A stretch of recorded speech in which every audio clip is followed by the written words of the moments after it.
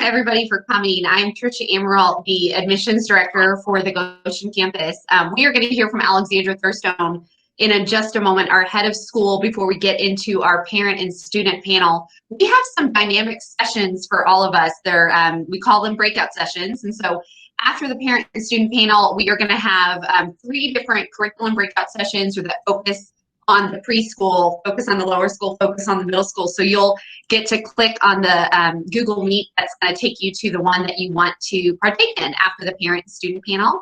And then at the end of that, we're actually going to have specialized topic breakout sessions, which will be provided for you if you want to stay on for a quick 15-minute session that's, focused on different topics that are, preschool through 8 here at the school. So over to you, Alexandra Thurstone. All righty. Well, first of all, welcome to St. Francis virtually. This is our first virtual open house on the Goshen campus. We did this for our high school campus just recently, and it actually worked really well. So I'm quite pleased, and the turnout has been good, and it's nice and convenient to be able to do in the middle of your days. So glad that you guys are all here with us. It is a huge honor and privilege to be the head of school at St. Francis. I have a kind of unique history in that I was a kindergartner here beginning in 1971 and went all the way through graduating from our high school. And so I know firsthand what a truly outstanding school this is. And I also know that I would not be the person that I am today if I hadn't had the benefit of a St. Francis education.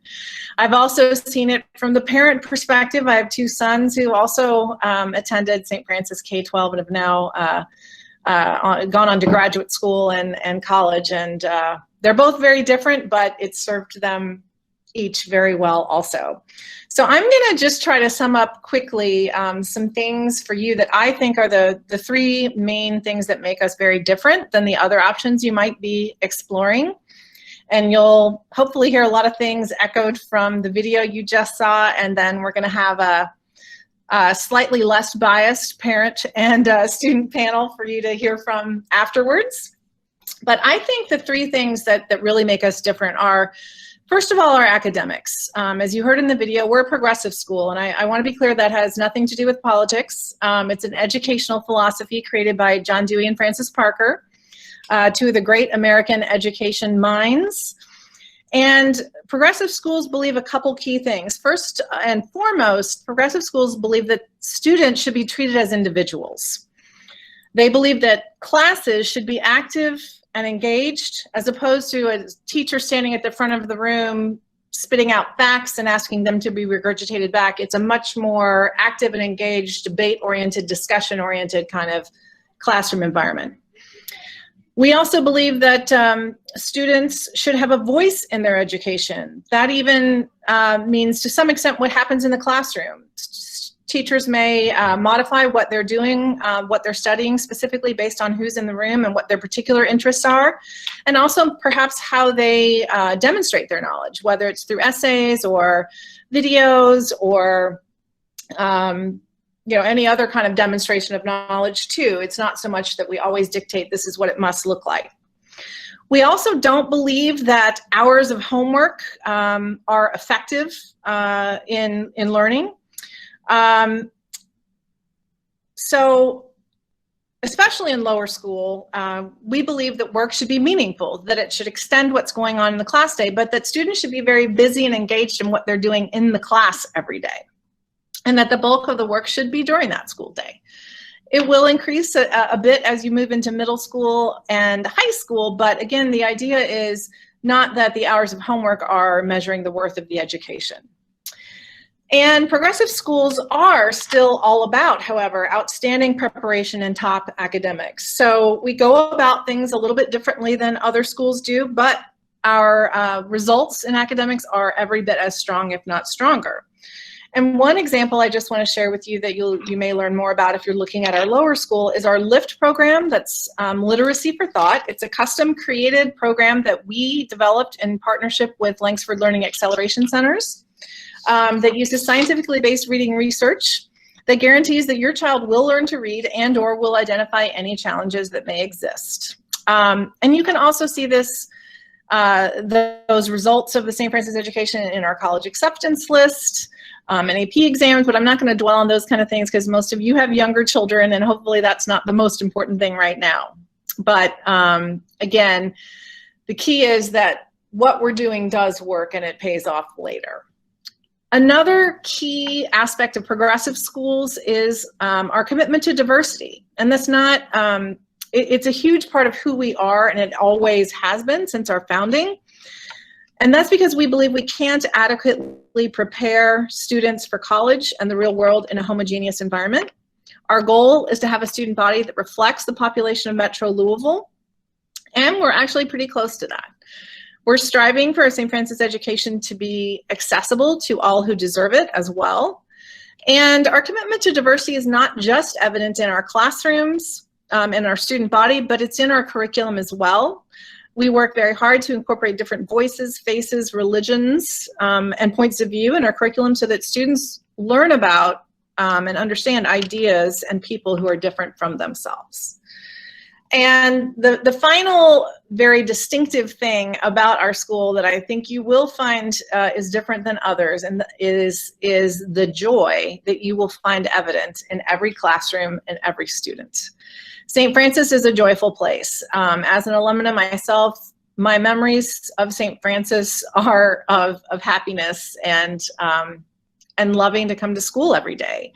And that's what our students say, that it is a welcoming place where they can be themselves and where we foster their natural love of learning. So those are the things that stick out to me in terms of what really makes us different than other options you might explore. One note I want to make is that I'm well aware that our Goshen campus is not necessarily the most convenient choice for everyone. Louisville's kind of funny in that most people don't like to drive more than about 15 minutes, or it feels like too far. But you know, some of you have moved here from larger cities where 30 minutes or an hour is a normal commute. So I'm just going to ask you to think about, though, the fact that is there any more important decision that you will make for your child than the type of education that you will choose for them? And is convenience really the most important factor there, especially when the drive is absolutely incredible and beautiful and gorgeous, and we have the amazing St. Francis Happy Bus if you'd prefer that as well. So you can get here, they can get here, and if this is the right school for you and your family, the drive is worth the decision. And finally, I'm going to leave you with one thought. If you can find a school where the children love to come to school every day, and all you have to do is watch our kids run, jump, and skip off that bus or out of carpool each day to know that this is the place. And if you get to catch a glimpse in any of our classes when you schedule a tour, and I hope you all will do that, then you know that the word that best describes St. Francis is joy. And hopefully I've convinced you that the children are also receiving the best possible education that they can get. And if you have joy and the best possible education, what more could you ever want in a school? So I hope you will all take a serious look at us, and I look forward to meeting you in person someday when you do that. And I'm going to turn it back over to Tricia and the parent-student panel. Thanks, everybody. Thank you, Alexandra. So we have Shelly Jones, our Associate Head of School for the Goshen campus, is going to be introducing our panelists. We have two current parents and a student who I promised got a pass to get out of class for this. And we are going to do that panel. And then after that, we will move into our breakout sessions for preschool, lower school, and middle school. So Shelly, you can take it away. Okay, hello everybody. Thank you for joining us today. I'd like to introduce our esteemed panelists. We have Mr. Jude Sled, 8th grader and student body president here on our Goshen campus. So Jude, welcome and thank you for being here and for getting out of class. We also have Christy Davis on the call, and she is a lower school parent of two amazing girls, Calliope and Stella. And we have Carl Guilford. Carl, where are you on the call? I don't see you right now. Is he here? He's maybe just not on my frame. And Carl has here. Awesome. Two sons. Let's see, Trevor is now a 7th grader, and his oldest son is on the high school campus. So, and he can tell us more about him in just a little bit. But today we're going to talk about the Goshen campus and, this important decision that these parents have to make. So St. Francis is a school of choice. You have to choose. You have to want your child to be here. It doesn't just happen magically that children enroll here, but parents have to make really informed choices. And so my question for the parents to kick it off is, what brought you here initially, and why do you stay? Because you have a choice every year as to whether or not to bring your kiddos back. And let's start with Christy. I'll go ahead and kick it over to you. Okay. I'm Christy Davis. As she said, I'm a licensed clinical social worker. I work in private practice, but for the purposes of this panel, I am the mom of 2 girls. We started at St. Francis when they were in preschool. We came in January of 2016. They went into 3-year preschool for the second half of that school year, continued in 4-year preschool, left for kindergarten, came back for 1st grade. So they're now in 3rd grade. They are twins, obviously. So I've got a lot of different perspectives to try to offer. Initially, when we made the choice to bring them for preschool, it was because of the campus. We actually moved out to Goshen. So for us, we are fortunate. As Alexandra said, Goshen can be a distance for some people. We were out this way and toured 3 or 4 different preschools, landed on St. Francis because we liked the tremendous amount of outdoor activity that they were going to be getting every day as part of their daily learning. And the amount that the outdoors are a part of the learning, not just an accessible recess playground, which is what we were finding everywhere else we looked, but really is incorporated into the learning experience. And that's such an important thing for particularly small kiddos. And I know that Renee Hennessy will go into a lot more of that with the preschool teacher, with the preschool section, but that was what really drove us there. In addition to the fact, as Alexandra said, the kids just enjoy themselves. When we went to Shadow, my kids came out and they were just excited. They were just kind of beaming. And so that made the decision very easy for us. We moved out to Goshen for the purposes of utilizing the North Oldham school system. So we made the decision to transition them to our local public school for kindergarten, with all polite love and support of St. Francis, and with the knowledge that if we ever wanted to return, that we were welcome. And we did return, because by January of that kindergarten year, I just saw a change. They went to a wonderful school. They had wonderful teachers, but the public school environment just limited their learning in the expansive ways that I had seen. They were learning important fundamentals, but they weren't thinking creatively. They weren't thinking critically. They weren't coming home and having conversations with me about concepts. They were simply reporting on the facts of their day. And so it was our decision then to bring them back for 1st grade. And they've been in lower school ever since. They're in 3rd grade now, and love to go to school, jump up and go every morning, come home excited every afternoon, things to report. I enjoy the freeness of the campus. I really like the fact that the kids are given the expectation. You will, pre-COVID of course, travel from one classroom to the next by yourself. And, working in the public school system before I was in private practice, that was so surprising to me that you could trust 1st and 2nd graders to get from point A to point B without adult supervision. But you can. And the reason that you can is because that's the expectation. It's also, there's a comfort with their movement. In the public school system, I was seeing my children, walk down the hallway, single file on a straight line, bubble cheeks and bunny tails kind of thing. Here, they don't care if the kids skip from one classroom to the next. That kind of joy is encouraged. And that kind of movement between the classes also lends itself to just the healthy environment that the kids have. So I've been completely thrilled. I know you may or may not talk a little bit about COVID and how the school has addressed that. I've been extremely pleased with how thorough the information has been from the school about the precautions that the school is taking this year for COVID. And they have done a tremendous amount of work.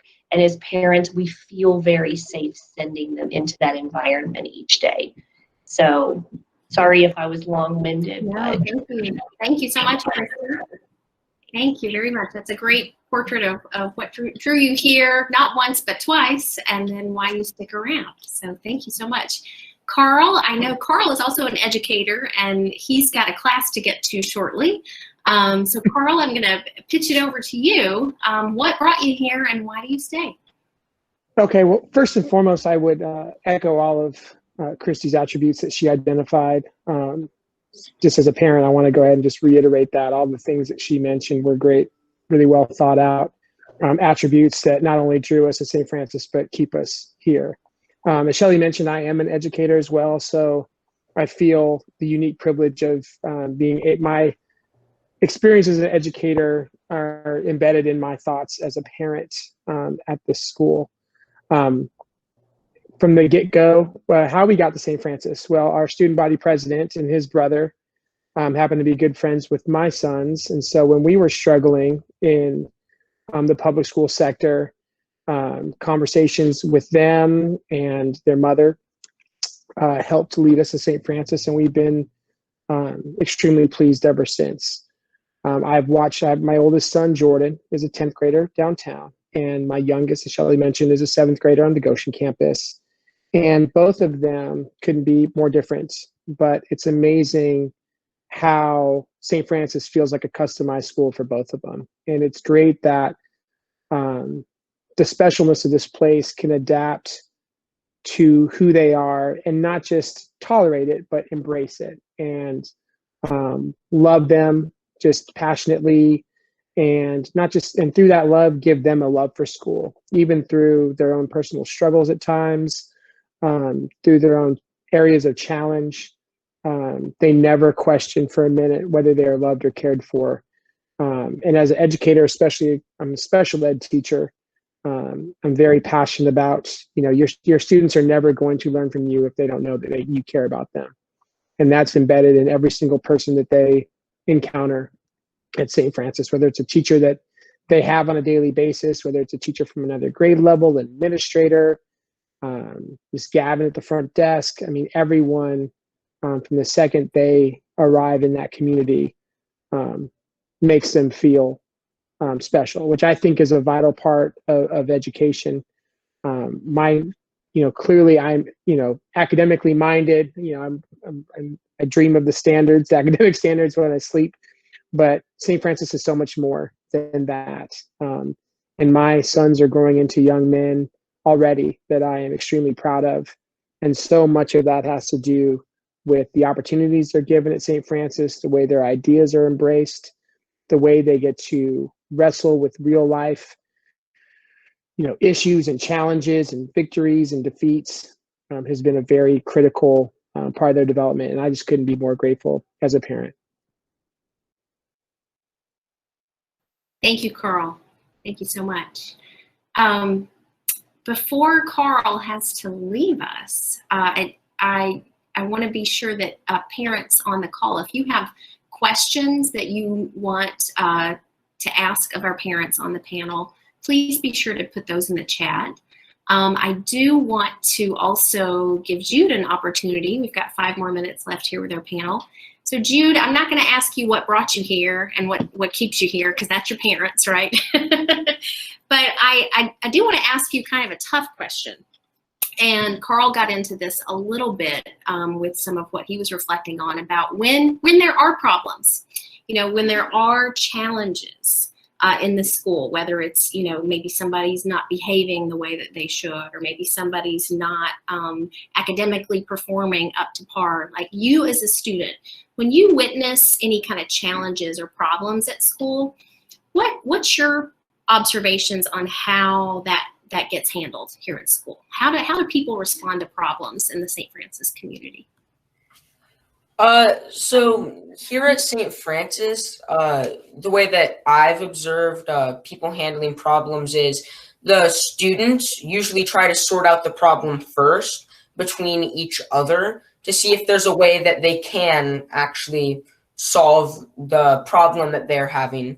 And if that doesn't work and it is brought to a teacher, it's not just straight heaviest punishment. It's kind of in layers so that the student can learn from what they've done, and they have chances to actually think about what they've done instead of just immediately not having the time to be informed of what they did wrong and how they're supposed to solve that problem. And so that's what I've really seen with discipline here at St. Francis. Okay, thanks, Jude. What about if a student is not grasping a concept, or if a student has a challenge academically? How do you see that playing out? So the teachers here at St. Francis, they're really accommodating for students. They know that different students learn better in a certain way. And I feel as here at St. Francis, you get more one-on-one with the teacher to try and sort out any problems you're having with learning or grasping a certain concept. And so some teachers might know that you're more of a visual learner, and so they'll hand out papers that demonstrate what's happening with that subject. And some people might be more verbal learners, and so they'll listen in, and the teacher will explain using the board as well to make sure that everyone in the classroom is learning equally and everyone's on the same pace so that nobody gets left behind and is feeling lost later on in the year. Awesome. Thank you so much. Thank you, Shelly. We can run the panel a little longer, so maybe just have one more question for each of our panelists, and then and certainly if our guests have questions, please put that in the chat and we'll try to address those too. Yes. Okay. So a question back to Carl and Christy, just to pitch it back to the grown-ups, because a lot of times when parents are looking for a school for their children, they're either looking for a school that reminds them of their own learning experience growing up, or a school that is very different because they don't want for their children whatever their negative experience was as a child growing up. So this question is a bit of a compare contrast. How does your child's experience at St. Francis compare to your own experience as a student when you reflect on that? Do you want me to go first? You want to go first, Christy? Sure. Go right ahead, Carl. Well, I grew up in a big city. I grew up in Los Angeles, and I went to private school, even on very, meager means, is probably the best way to put it. But my mom and grandparents thought it was very important for me to go to private school. And what I had through that experience was a smaller community. I'm still at 46, really good friends with a lot of the students I went to school with. And so I really wanted my sons to have that. When we moved to Kentucky, Stephanie and I always thought we're moving to a smaller town. We'll go to private or public school. It'll be great.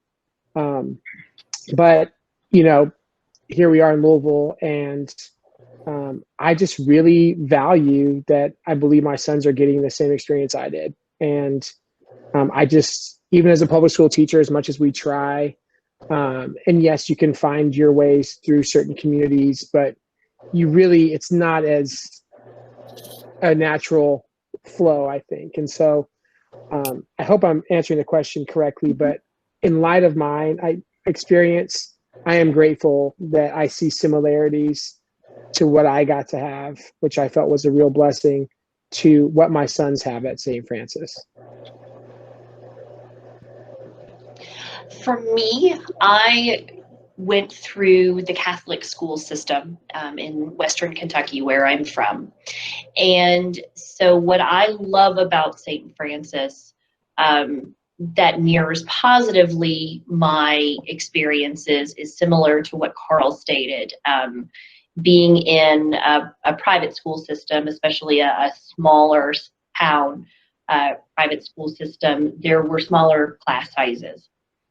And that sense of community, that sense of making lifelong friends, as he had stated as well, was also something that was really important to me. And so that was something that I noticed dramatically when we made the shift from the preschool at St. Francis to the public school system, was we just kind of lost that sense of community, that sense of, you know, school is family. And my girls were playing with the other children, but they weren't connecting. You know, we as parents weren't connecting. There were, you know, 125 kindergarteners. So that's a lot of people to navigate. And it's so important to me, the experience that my girls have now that we're back at having those connections. And I noticed it really when COVID hit in March and we were all at home, and I was watching them grieve those relationships. I was watching them grieve those relationships with their teachers and the connectedness that they had with their peers and with the faculty and staff. And that was really important, and has made me really grateful that we've been able to send them back into the building, because that is such a big piece. I would say the biggest contrast to my school experience, I kind of cited when I was answering the last question, which is the structure. Going to a Catholic school especially, there was a tremendous amount of structure. Everything was structured, everything was organized, everything was very black and white in terms of what was the right way to do it and the wrong way to do it. And, you know, that produces intelligent students, and that produces, you know, good behaving students, but it doesn't produce well-rounded students, and the students aren't encouraged to think and explore, and they aren't allowed to make mistakes, and they aren't allowed to learn. And I loved hearing Jude kind of talk about the way that the school approaches challenges, either behaviorally or academically, because it really does serve our children best to allow them to be part of figuring out what's better and how to do better and what will serve them better than just simply having it told to them from an authority figure. So that's probably my favorite difference, and what keeps us at St. Francis is the way that the children are encouraged to become free and independent thinkers, and to be a part of their community and a citizen in their school, and not just a student in a classroom earning a grade. So, thank you, Christy. Can I add something real quick, Kelly? Sure, Shelley, I don't know if you saw the chat, but there was a question for Jude. Do you want to call that to him? Yes, Carl was about to say something, and then I'll get to the questions in the chat. Carl? I just wanted to say, and Christy's comments and Jude's both made me think of it. It's not even really, it's how they help students process the challenges they face that I think is so remarkable. Because it's one thing to say, well, this is your punishment, go take care of it. And then the issue is, you know, whatever it is. And I'm not focusing on an incident and discipline, but just life is going to present all kinds of challenges. We're very aware of them now. And I think St. Francis and their staff has a very remarkable way of helping students learn and grow through their challenges. And I've seen that firsthand with my sons. And so I'm very grateful for that. I'm glad you mentioned that, Christy. Thank you. Thanks to both of you. So Jude, you have some questions in the chat. The first one is from Molly. Do students across grades play together at recess? So at recess, absolutely. All the time there are fifth grade students who will be like throwing the frisbee with people from all other grades, and it even goes beyond recess. I know I have contact with some of the students in lower grades than me, and we talk with each other after school. And I think that's something that's really good about St. Francis, that we all are able to have those bonds and get to know everyone really that goes to the school. What activities made those relationships happen, Jude? Like, how did you get to know those other students in other grades? So I do after school drama, and drama in the past years, nobody has been cut from any of the shows, which has been fantastic. And I've gotten to meet people at play practices whenever I'm not on the stage, just chatting with them, getting to know them. And also I do after school Dungeons and Dragons, and that's something that's great to do after school as well, because then at recess we'll sit down and discuss what happened with our last session and what's our plan moving forward, and also just passing people in the hallways and starting conversation, or sitting on the bus sometimes. You really are able to contact any other student whenever. It's a good thing. Thank you, Jude. Well answered.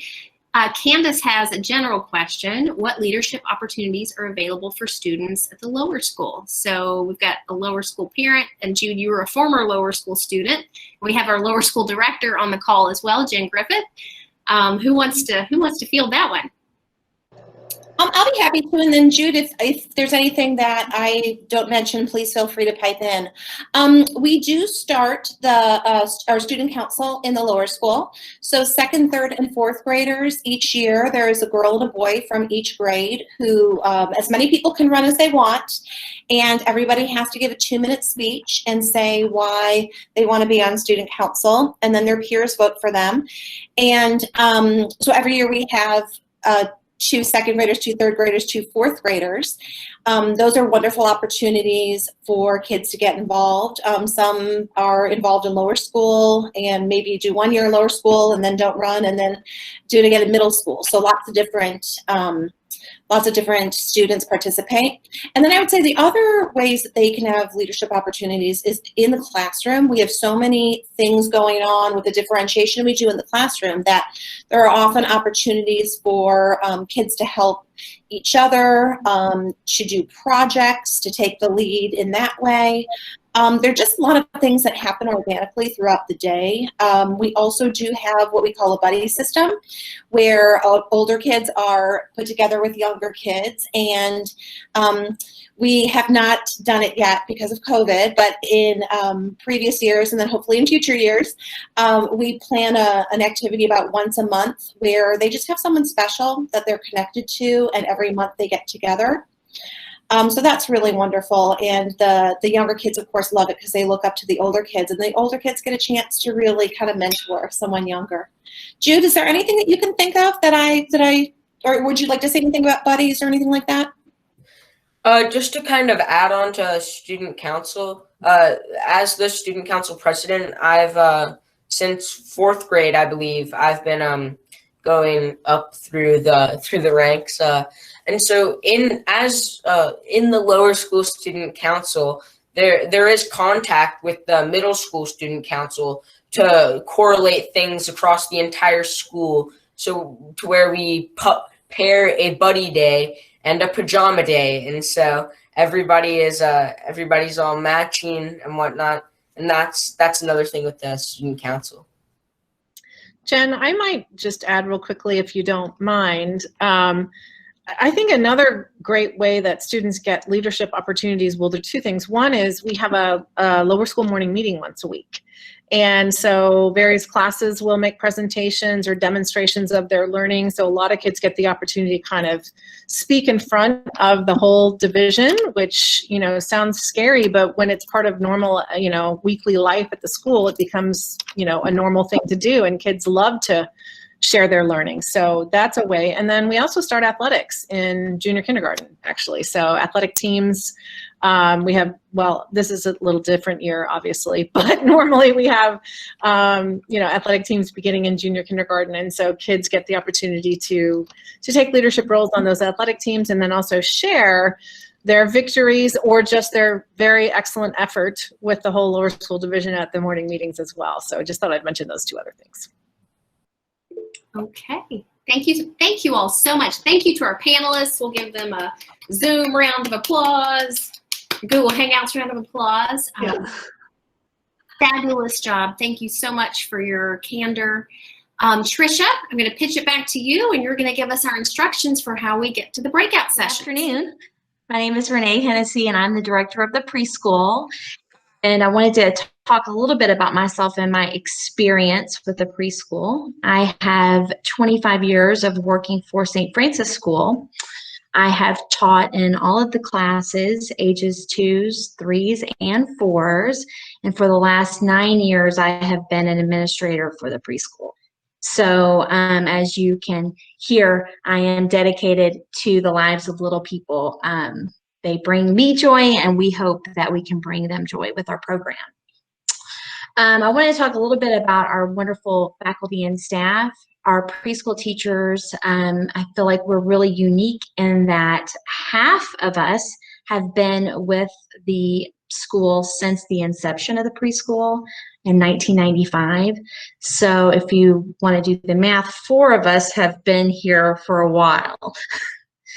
So I think that's really important to mention, because with experience comes knowledge of how young children learn. And I'll say we also have 4 other faculty and staff members who also bring experience with probably more than 30 years of experience to early childhood. So I wanted to mention that. I also wanted to mention that all of our preschoolers attend a music and a movement class every day with a music specialist.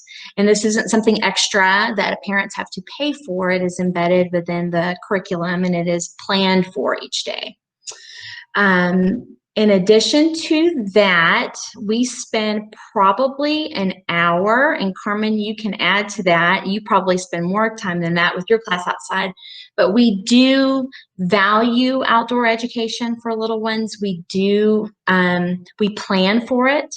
Our 1 acre natural playground has a mud kitchen. We have a sand pit. And we bring different things to our garden. We do different things to add to it. Trisha, I don't know if you can edit this, but I'm trying to talk to myself. Cut some of this out.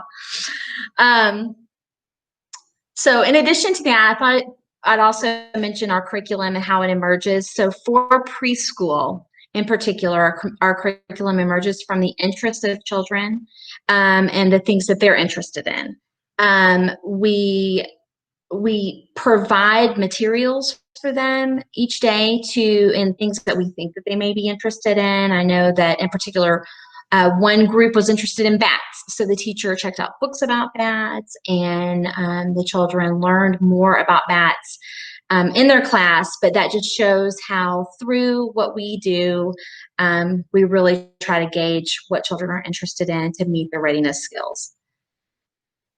Carmen, would you like to add anything to that, in particular about how you do things in your classroom to meet the children where they are? Sure. I think we were the bat class. I think you were. You were. You may have been. And then we also did a moon study this year, because one day we were outside having music class outside, and we noticed we could still see the moon in the sky. And isn't that crazy? Because we only see the moon at night. And there was a big conversation about it. And then they just kind of couldn't get over it for the rest of the day.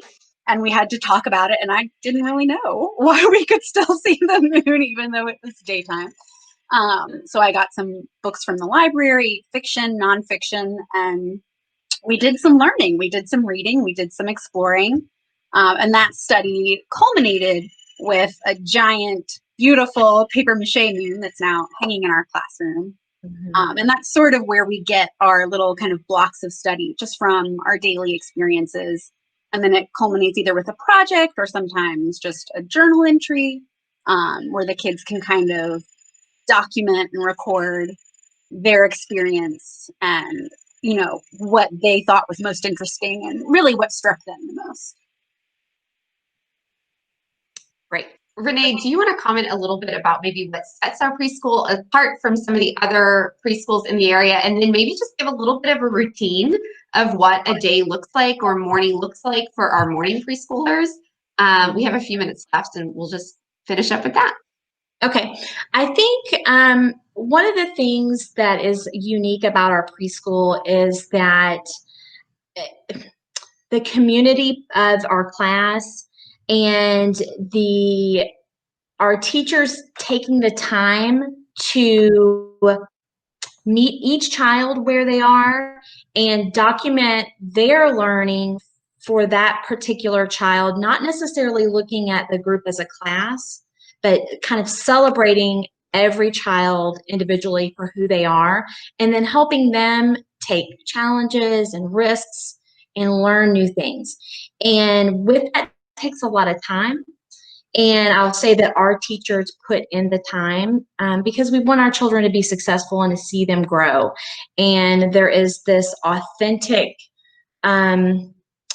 connection that our teachers have with their classes. And I think that comes from experience, and I think it comes from teachers enjoying what they do. I think that sets us apart. And so a daily routine would be our children come in from carpool, and this is kind of non-COVID times. Our children would come in from carpool. They would set their belongings in. You know, depending on the age, would maybe sign in some way, let the teachers know that they're there. Probably work on some sort of table activities that were planned for them. That could be clay work, it could be working with chalk, it could be cutting with scissors or gluing. And then they would maybe go to music and movement class after that. They could potentially go for a walk to the garden after that. They could spend time in the mud kitchen. They could come inside, have snack, and then have a circle time that one of their teachers has planned for them. And usually about that time is when our half-day students would leave, and everyone else who is staying with us for the rest of the day would have a lunch and a short rest time, depending on the age, or longer for the twos. And after that, they would have a snack, or maybe an afternoon activity could be going for a walk. It could be putting a puzzle together. It could be so many things. And this is where, when I was talking about kind of taking ideas from children, they kind of let us know what they're interested in. Just a few weeks ago, children were interested in sewing. So maybe in the afternoon, that class may be trying to sew something, and the teacher may be helping them with that. And then usually we'll have an afternoon snack around 3:15, 3:30, and our 4 o'clock is when the largest majority of the preschoolers leave. It's usually when the lower school, middle school is dismissing. And we do have an after school program from 4 to 5:30 where children can stay as well. So there's a lot of activity packed in there. It doesn't sound like a lot, but we can tell you that, you know, preschoolers keep us busy. And within that, I will add that a big part of our days are reading stories and telling stories and having conversations with children. And I do feel like that our teachers value what our children have to say, even as young as 2.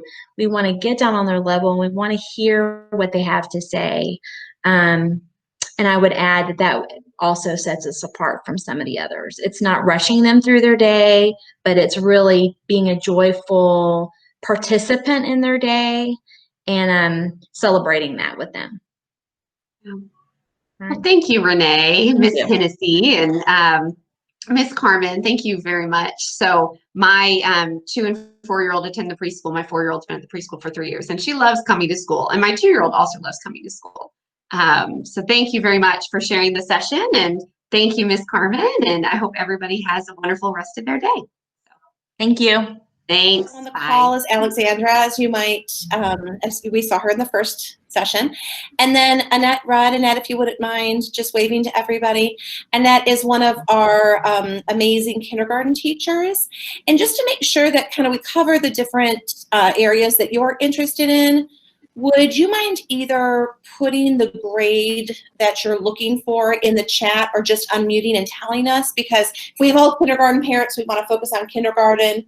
If we have all more 3rd and 4th, we can spend more time talking. But if we also have a wide range, we'll try to cover it all. So it looks like we've got kindergarten first, JKK, excellent, 4th, 2nd. Okay, so we are kind of on one end or the other, but we can do it. We'll get it all in. So. Great. Okay, we'll start with kindergarten, and then I'm happy to kind of talk through the grades and end at 4th, or we can kind of jump to 4th. Just really quickly, I have spent 30 years teaching in both public and private schools. This is my 11th year here at St. Francis. The grades, I've taught everything from preschool up through 7th grade. My favorite are the lower school grades. I currently have twins in 1st grade, so I kind of have a little bit of experience as a teacher and an administrator and a parent. So that's just a little bit about me.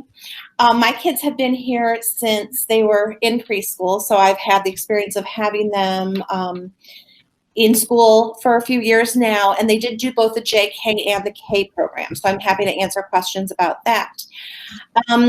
I'm just going to kind of start talking, and please, if you have questions, just let me know, and please feel free to interrupt me. I will not be upset at all, I promise. I'm gonna start with something that Alexandra touched on in the larger presentation with the group, and that is the fact that there are so many things that make St. Francis special, but really what I think is at the heart of the school are the relationships between students and teachers, and then teachers and families. I can't think of a more important decision or how scary it must feel to a parent to hand over their precious child to somebody and then not know what's going on during the day. So there has to be a level of trust there just to start with. And our parents, we're very fortunate that our parents do trust us. You know, as Tricia said earlier, you choose us for a reason. And the relationships that the kids develop with the teachers is truly, truly special. The teachers are interested in getting to know each child as an individual and celebrating the wonderful things about them, and then also helping bring them along with the struggles that they might have. And every child has areas to work on, and not making them feel bad about those things, that they're just opportunities for growth. That's extremely important. Another thing too that that really stands out as opposed to some other schools you might be looking at, excuse me, our curriculum is really unique, and Alexandra mentioned our LIFT program, which is our literacy program. When we started looking at how we wanted our youngest students to learn reading and writing, we looked and looked, and there was no program that could do everything that we wanted it to. And I always say no program is perfect. We couldn't even find a program that was really, really good. So what we did was we wrote our own, and it was a big time investment for our teachers and for Stephen and Claudia McCrocklin at the Langsford Center, who helped us with it, but it was worth it. And our teachers continue to put a great deal of time and effort to make sure that we know exactly where each student is in their journey to be good readers and writers. And we also use the scientifically based reading research, which is so important that over the years, things have changed. And we know more now than we did 20, 30 years ago about how children learn to read and write. And it's extremely important that we put those, the processes into place and use that information. So that is a really big part of what we do. And it centers heavily on assessment. So each child starting in junior kindergarten gets assessed a minimum of 3 times throughout the year. And we can at any time tell you how your child is doing in every area of reading. Other schools, might say, oh, your child's doing great in reading, they're getting an A, great, or your child's not, struggling. But what we can do is we can tell you in which specific areas your child is strong in, because your child could be a really strong decoder. They might know their sight words, but they might struggle with comprehension. And it is very unusual for a young child to be strong in every single area. So it's really important that we make sure that we know, and so that you know where the child is at with every skill and how to best help them. Annette, I don't want to talk the whole time. Would you mind just saying something about how we use LIFT in kindergarten, because it is so different from other schools? Sure, I'd be happy to do that. So the big thing about beginning reading is that it centers around oral activities rather than actually looking at the print. So we do a lot of fun word games that center on words, like starting with larger chunks, and then moving to smaller and smaller. So we start with compound words, and then we move to studying syllables, and then we move to studying individual sounds, and then putting those individual sounds together.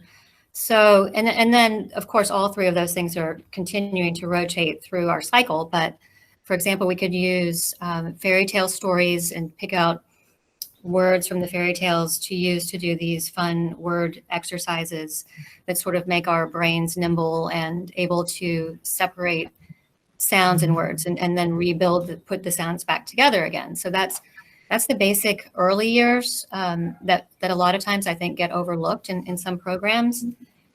And the kids really benefit from those. Even if they're already good at them, we keep on working on those throughout the kindergarten, JK, kindergarten, 1st and 2nd grade. And that builds their ability to work on decoding harder and harder words and remember word patterns better. So that's the fun part of kindergarten. And then we use phonics and phonemic awareness and phonological awareness. And we love good stories. So we're always doing the meaning part of it as well, because kids just love to predict what's going to happen. And they love the play of the language with rhyme and repetition. So that's kind of, and then the writing enters in also as we study each letter sound individually. We could then begin putting 3-letter words together and playing on those word family patterns, as well as using what you've maybe heard of called inventive spelling, which is just them taking the sounds that they hear and putting down exactly what that is. So as you know, the English language has a lot more extensive difficulty than that, but it's a great place to start, and they're able to get their ideas down and share those with people. So sharing the ideas is also really important. And that's one of the things that I love about our program is the small groups allow kids to have journal sharing, on an every other day basis, and reading with us individually every other day, or so that they can be proud of what they're doing, and they get to share it with other people, and other people can ask them questions. And so anyway, I don't want to talk too much about all that, but I hope that gives you a little bit of an idea. Yeah, thank you, Annette. That's so helpful. And one thing that is really important, I did already mention the assessment process. We know that every child is at a different place in their development. In Annette's class, my guess would be that there are some non-readers, and there are probably some kids that are reading at the 2nd, maybe even 3rd grade level. So the way of teaching, the way that we do this really for every subject at St. Francis, is much harder much harder on the teachers because you can't just make one lesson plan per day. You really need to scale the activities, scaffold them, to make sure that you're hitting every child where they are and helping them along as far as they can go. So that's actually leading into the next academic area that I wanted to mention, and that is our math program.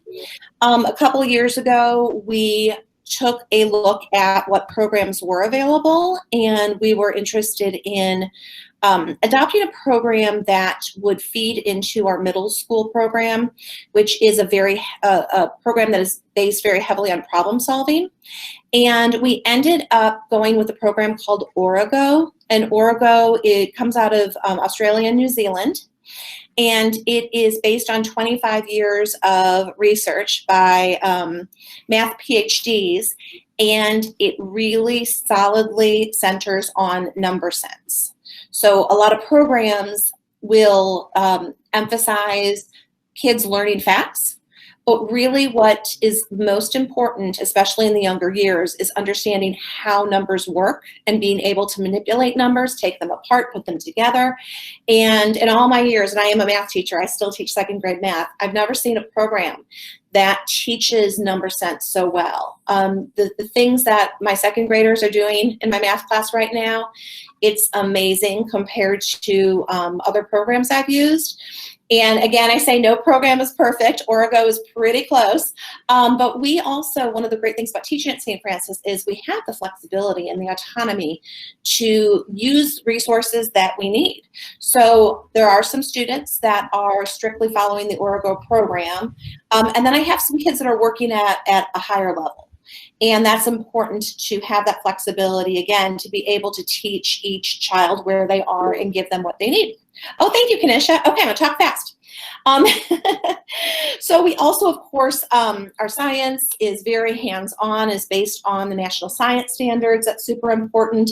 Our Spanish is it's not just reading or writing Spanish, it's speaking and doing plays and singing songs in Spanish. We use a program called TPRS that is their basic philosophy is that kids need to do movements with words, and that's what helps them remember the vocabulary. And then, of course, we have a very strong arts program, both music and fine arts. That is really important to everybody here. I saw a quick question that popped up, average class size for kindergarten. So kindergarten on average is between 10 and 12. This year our kindergartens are 10. Last year they were 12. We do not go above 12 in kindergarten, first or second grade, and third and fourth grade we don't go above 14, and third and fourth grade tends to be 12 to 14. So really important to keep them small. Even we did a lot of work getting everything ready for COVID to have everybody back on campus, but we were so fortunate in the respect that our classes were already the right size. So we took the square footage of each room and made sure that we weren't, that everybody could be spaced out 6 feet apart, which they can. So we are operating, I guess you could say business as usual, although nothing is business as usual anymore. Our classes are the same size as they always have been. And of course, we have very strict safety protocols put in place. Everybody wears masks all the time, except for now. We're all in offices with our masks off, but the kids are always masked. They get a mask break, of course, when they're eating snack, eating lunch, and then they're all facing the same way, but always 6 feet apart. But that was one of the class sizes really was extremely helpful when we were setting up to come back in person. I know, Kinish, I did get a message that we could go to 2:05, so I'm going to keep talking for just a few more minutes if that's okay. Just a couple other things that makes our lower school different from other lower schools. We have always focused very heavily on social emotional learning. So as COVID happened and as families were quarantined, a lot came out and people started to realize we really need to focus on that for everybody, not just young children, teenage, everybody. And we already had a couple really great programs put into place. But coming back from being, we called it remote learning, it's coming back to campus. That was one of the main things that we really focused on, both remote and here, is making sure that the kids are emotionally okay and helping them through difficult times. Because if they're having a hard time processing everything that's going on, they're not going to be open to learning. So again, that's where those close relationships really are important. We have a counselor who is here for our preschool through 8th grade. She's been wonderful helping us develop our program. We have a program called Compassionate Conversations, and it really is a program that builds on all the social emotional skills and empathy. Empathy is a really hard thing to teach young kids, but it's also really important.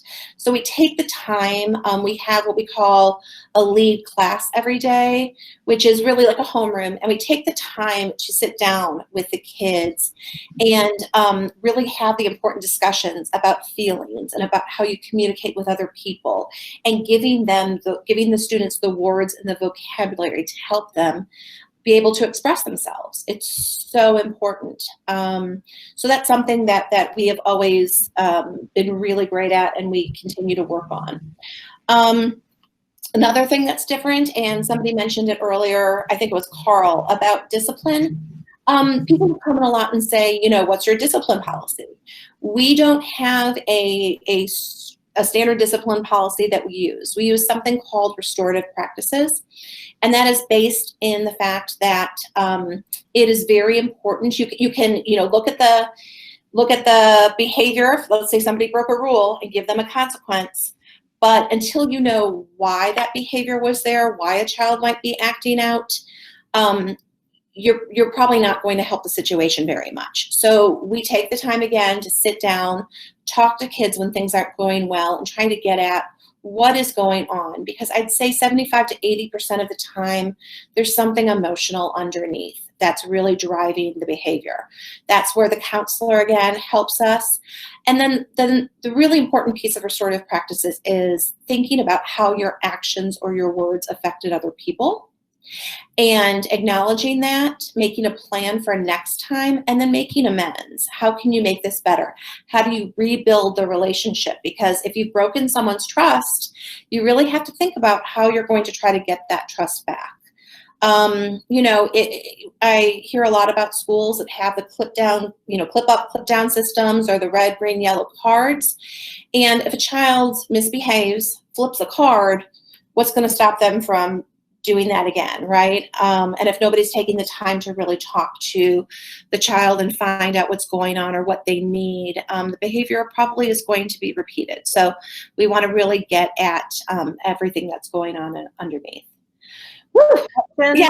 I just wanted to add one point to that. I think that's so important, and is underscores our philosophy about children in general at all ages, and that is that, when someone does something wrong, what's most important is to figure out why it happened and try to prevent it from happening again, not to punish them. That isn't the point. I mean, yes, there should be consequences. And the idea that you help children understand that when they do something wrong, there's a consequence for their action. And one of them is that they've hurt people.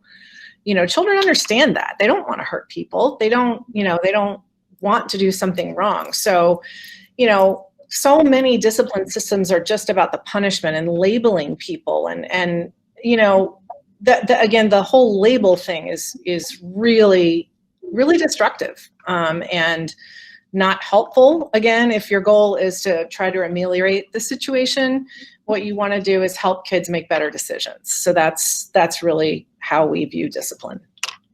Absolutely. Our time is up.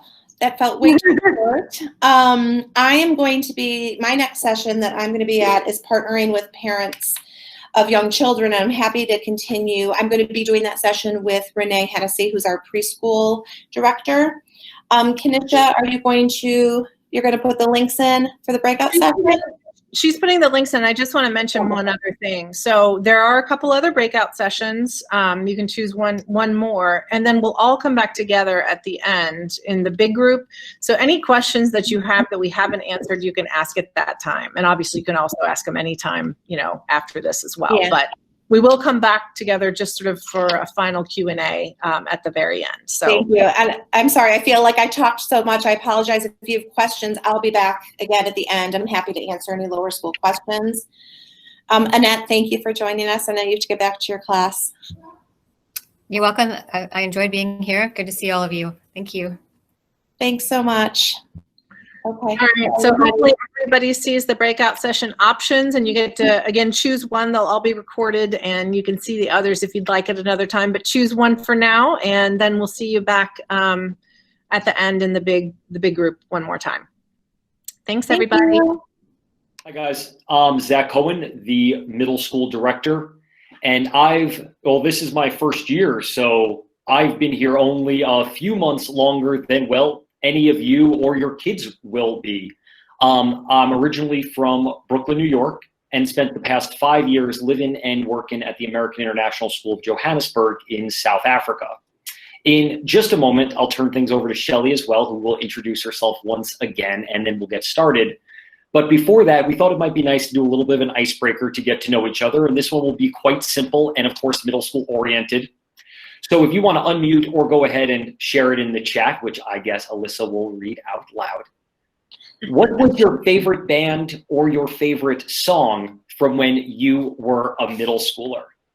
And as you're thinking about it, and as you're grimacing, thinking about the response that you're going to have to type into this chat, I can share with you that for me, it was Lou Bega's Mambo No. 5. So, doesn't get much worse than that, guys. Yeah. Okay. Yeah. Nirvana and Pearl Jam. Far more refined choices than my own. Really nice. Yeah. Very nice. Shelley, do you have a favorite one? Oh, for me, I was obsessed with the band Wham, George Michael. You know, that was big stuff in my house back in the day. Very good. And Alyssa, what about yourself? I'm going to admit to being a giant Depeche Mode fan in middle school. Oh my. Oh, Madonna. Oh wow. Okay. So none of your really guilty pleasures. All of your choices aged extremely well, but my own. Nice. Okay. So please feel free to continue to enter those into the chat. Shelley, you just want to quickly reintroduce yourself, and then I can go ahead and start up. Yes, sure. I'm Shelley Jones. I'm the associate head of school here on the Goshen campus. And I'm also a middle school parent and a high school parent. I was actually a St. Francis parent, a preschool parent, before I ever started working here. So yeah, I'll tell you a little bit more about my story in just a moment. Yeah. And so, we are at a place, St. Francis, where there are a number of faculty who were almost quite literally born here, as we have some faculty members here in the middle school who started here at the age of 2 and are now, well, members of our faculty. But it's also a place that draws people here. And as somebody who came 7,000 miles to St. Francis, I do want to share a little bit about what it is that ultimately drew me here, because I can assure you that it wasn't that I was hell-bent, being from Brooklyn, to move from Johannesburg to Louisville, nothing of the sort. It was St. Francis ultimately that brought me to a state that I had never before even set foot in. And I think that for me, it really all started with the school's mission statement. You see, the school's mission statement blends together these two ideas of a joyful and intellectual learning community. And while I was on the job hunt last year, I found that a lot of schools looked at these two ideas as being dichotomous, right? Students can either be joyful or we can be intellectual and academically rigorous. And St. Francis was the first school I came across where in its mission, it explicitly stated the fact that not only can these two things coexist, but these two things are actually complementary ideas when it comes to learning. Now, once I came here to actually interview, and over the course of my couple of days, there were a number of things that stood out to me, but what ultimately brought me here wasn't something big. It was actually something really small. It was actually just a single interaction that occurred at the time as in Shelley's language arts class, actually, as I was walking by. There was a now 7th grader who came bounding out of the class and was incredibly self-confident and empowered and sincere. And she ran up to me and she asked if I wanted to read what it is that she was writing. And so we sat down and we read over her piece. And that really stood out to me because of all the other schools that I had gone to, of all the other places where I had interviewed and toured and visit, I noticed that a lot of them prided themselves on students being diligent, students being disciplined, students acting in a modest manner. But St. Francis was different. It was evident almost immediately that St. Francis was truly a celebration of the learner. And, you know, Shelley made this mention earlier of the fact that parents keep their kids here, but we as faculty members, we also make choices every day to come here. And so even though it's only been a few months, I do want to share what it is that's really kept me here and keeps me excited to wake up every morning for this job. And it's a philosophy that we have in the middle school that was coined by a teacher who's moved on, but this idea is called wise freedom. And wise freedom is ultimately just the distillation of a Maya Angelou quote, right, which is that you will be treated the way that you train others to treat you. And so what we share with the kids is that our students will be treated the way that they train us to treat them. In other words, student voice is absolutely essential to the decisions that we make on a day-to-day basis here.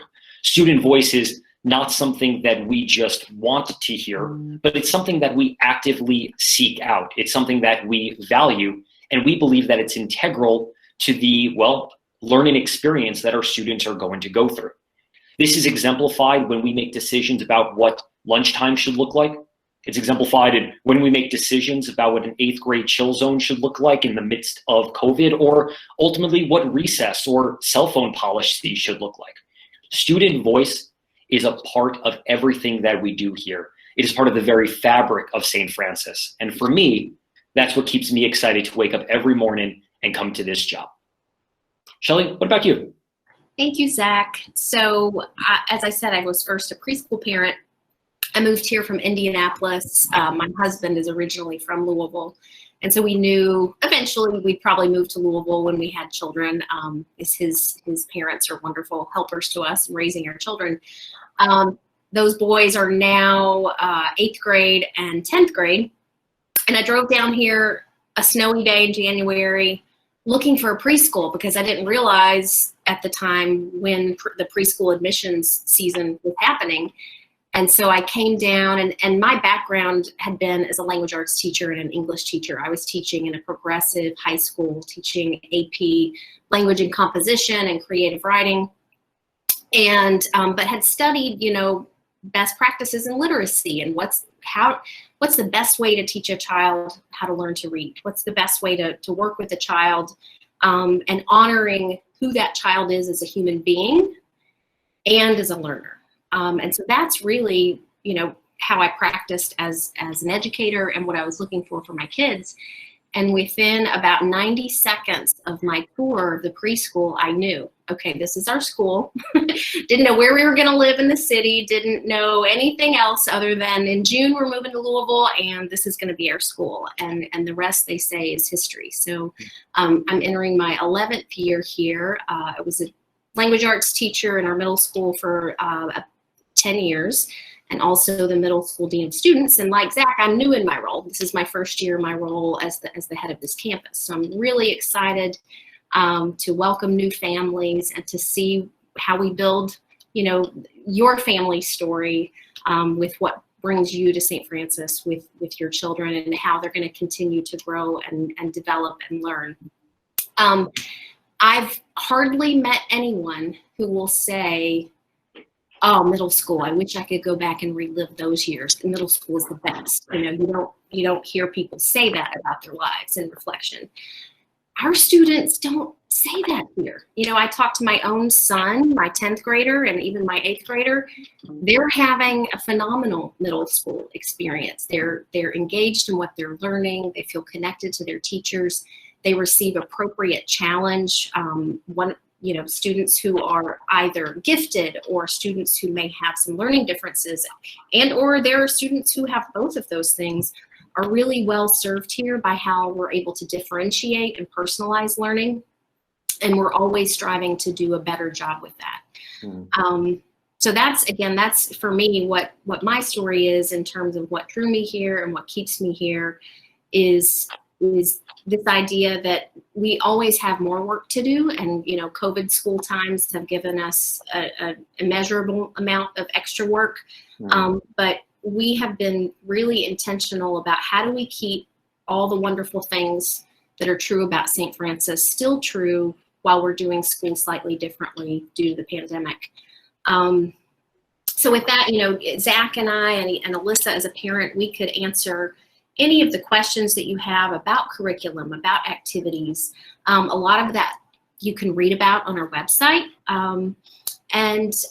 You're welcome to, and we can use these last few minutes just to answer any specific questions that you might have about, something that you're really looking for your particular child. Absolutely.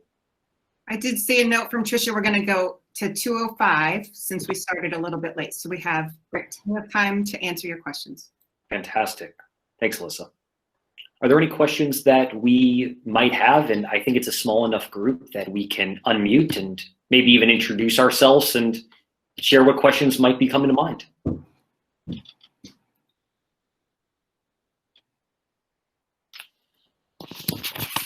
Well, between Shelley and I, we have something like 30 years of teaching experience. We can always turn the tables and ask you guys questions. It looks like Molly Dubuque unmuted, so she may have been starting to ask a question. Molly, did you have a question?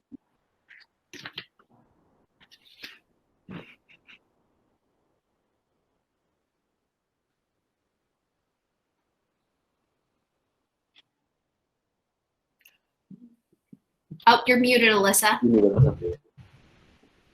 Oh, parent involvement. Wonderful question. Wonderful question.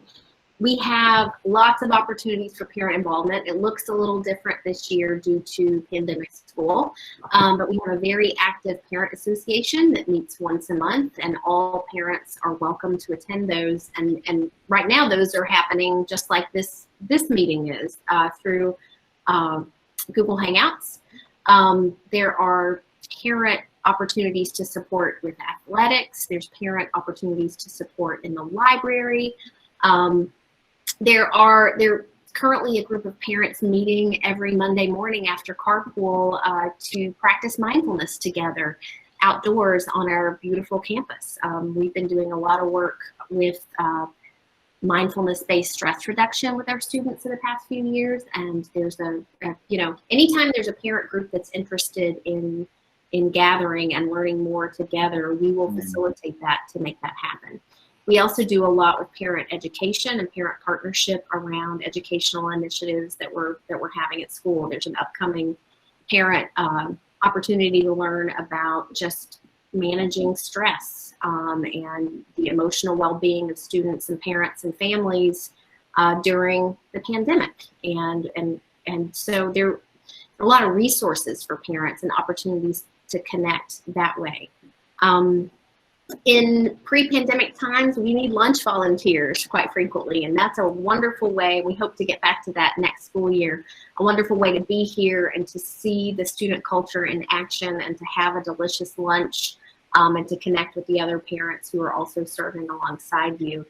But the great thing about parent involvement here is we're small enough that if you want to get involved, just put your hand up and say, I would love to help with X, Y, or Z, and we will find a way to get you plugged in.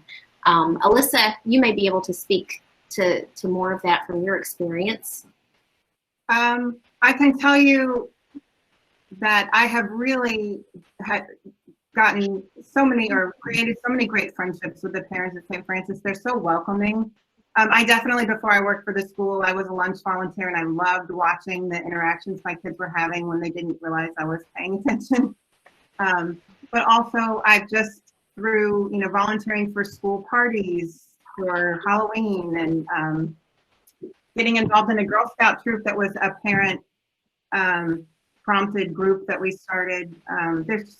Have been so many ways, and the school's been very flexible and welcomed the ideas that the parents had to start groups like that at the school.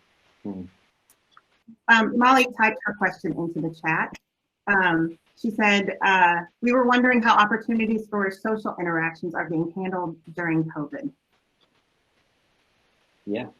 Well, when it comes to social interactions, just in terms of what's going on here at the school, of course, we are masked and we are socially distanced. That includes when we are outside, students are 6 feet apart and students are masked. That's unless they are standing still and then they're allowed to unmask and sit down in the grass. Honestly, our recess right now looks a lot like the Berkeley University Commons in the 60s. Ukuleles, a lot of conversations, a lot of circles. It's really quite a lovely sight. But social interaction is something that we experience right in off-duty and on-duty ways. So there are times like recess, of course, when students have those opportunities to interact and engage socially.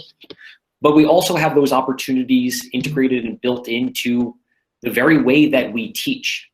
With a project-based curriculum and project-based learning, collaboration is not something that has gone away. Whether we have students who are 6 feet apart here in a classroom, or whether they're 6 miles apart and they're a concurrent learner and they're coming in live to this class, our students are constantly engaging and interacting with one another.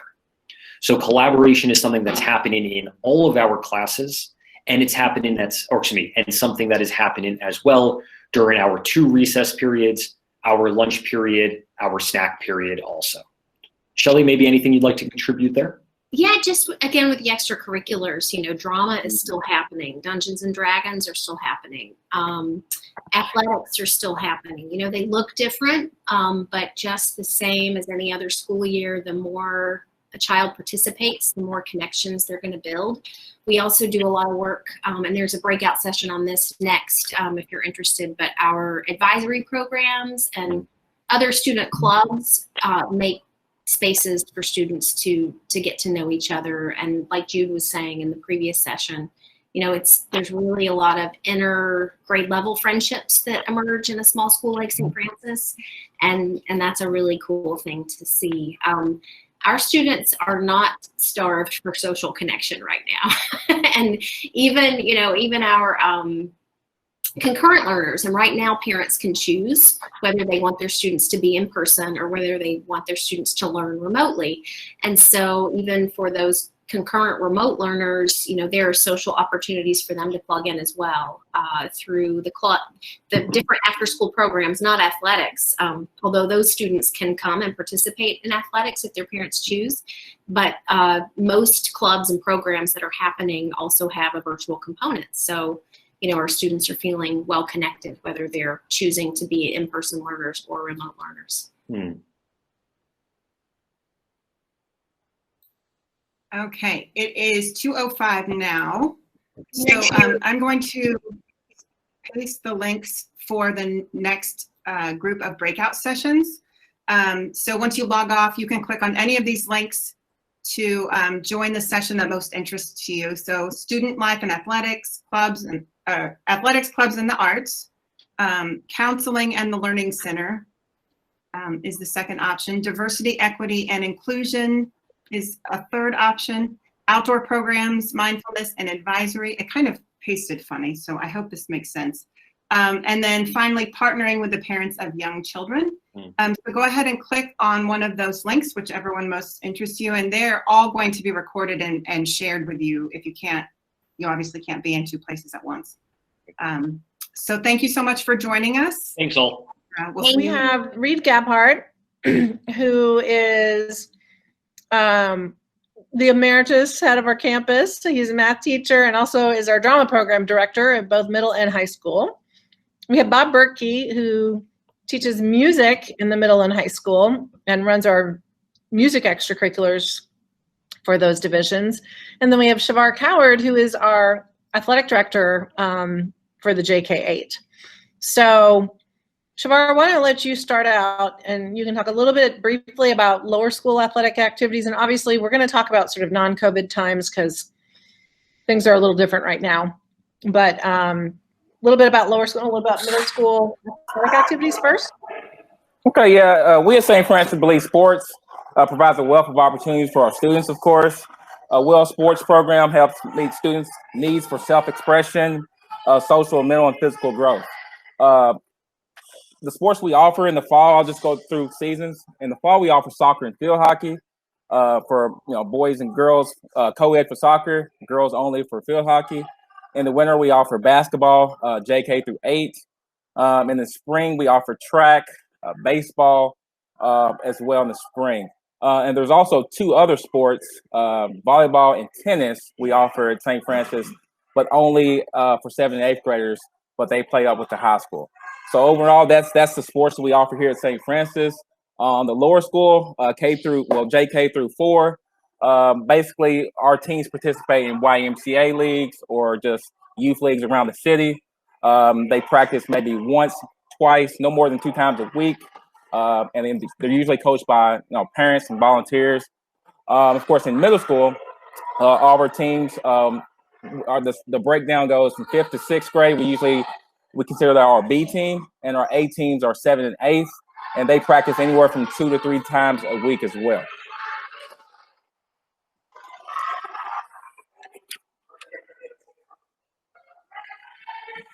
Do y'all have any questions of sports or anything sports related? I have a question. Go ahead. I have a question. So the sports that you described, this is all what is being played after school. Correct. Yes. And we at St. Francis, I didn't mention, we have a no-cut policy. So anybody who wants to play a sport, we don't shun them away. If we have too many for a sports team, we'll just add an additional team. For example, we'll go to A, B, and C teams if we have to, just to give everyone the opportunity to play and participate. Okay. So how do the sports look during the day? Like, the PE? Yeah, our PE classes are JK through 8th, and I'm sorry we're having one right now. So if you're hearing noise in the background, that's a PE class being displayed right now. But we have it 3 days a week, and there's 45 to 50 minutes a period. Yeah. In addition to that, our students also have 2 recesses a day as well. 2 recesses a day. Correct. Thank you. No problem. Okay, Bob, do you want to talk a little bit about the music program? Both curricular music program and the extracurricular options? Sure. And I'm going to, before I forget, I'm going to put my email in the chat just because I actually right now have a group of 8th graders in my room, and they are being very, very, very patient. So I want to make sure that I don't stay on here too long. So if you have any questions, definitely just shoot me a quick email and I'll happily answer. So I'll talk about the extracurricular stuff first. Starting in 5th grade, we offer open to any student who's interested and wants to participate, both a jazz ensemble that meets 1 afternoon a week, and we offer a vocal ensemble that meets 1 afternoon a week. So opportunities for kids to learn an instrument and grow, and those or become a much more independent, focused singer. And both those groups do continue up through the 12th grade. So if it's something that becomes a passion or a hobby, they certainly can. We've been lucky enough to have a couple students who have started in those programs here and are now in college studying that. So again, open to anybody. We also, again, in a typical year, we audition and submit students on to all-state choirs with quite a bit of success, as well as different all-district ensembles for instrumentalists. Again, this year being a different animal altogether. We also every other year do a musical, but I'll let Reed talk more about that when he's talking about the theater. As far as the middle school curricular offerings, if I zoom out as far as possible, 6th grade is generally music of the world. So digging into South America, Africa, and Asia predominantly. 7th grade music is more, again, if we zoom out, of a lot of the fundamentals of Western music, right? Working on musicianship, reading, things like that, some composition projects, some recording projects, and then 8th grade is more modern American music. So actually right now in my room, they're all writing lyrics to an original song that they're gonna learn how to record and then master and edit throughout the first half of this year. So those are the zoomed out topics.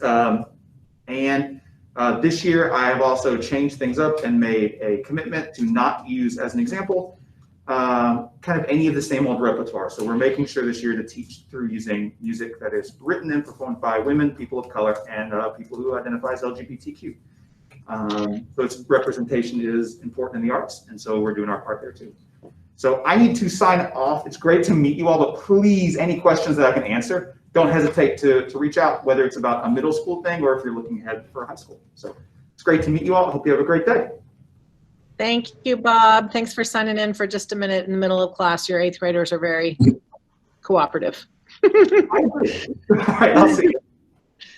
And Shavar also had to go, obviously, because he had a PE class to teach. So Reed, I will let you take it away and tell us a little bit about the incredible award-winning drama program.